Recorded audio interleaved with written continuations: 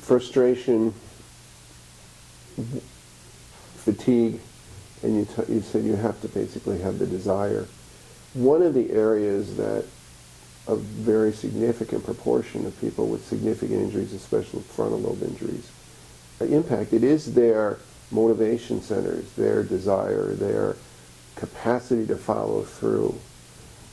How did you overcome those issues and still maintain the desire to get back to who you were?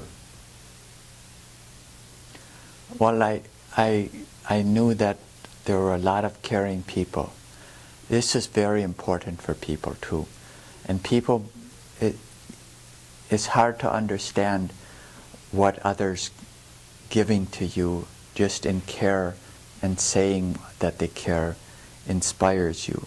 But it inspires you greatly. Just as somebody who critiques you or tells you bad things that hurt your feelings can drive you the opposite way, can affect you.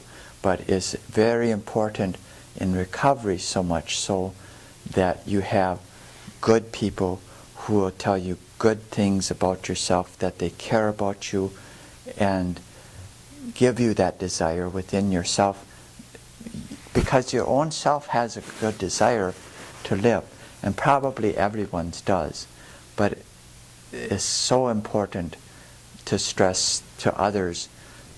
And this is one of the things that I am trying to promote myself for brain injured, to help brain injured people, is that the importance of caregivers and people who are friends with people and people who want to help people is very important to let them know that and keep that in their mind. What were the specific roles that the caregivers did in your rehabilitation? Well, they would encourage you, of course. The good caregivers, generally caregivers are good people and do good things. And so I'll mostly stress on how much importance it was that I would hear good comments.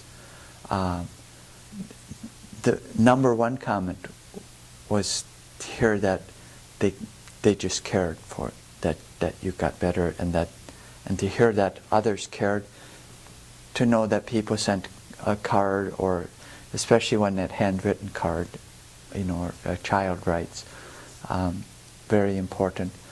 But like to hear from my wife was with me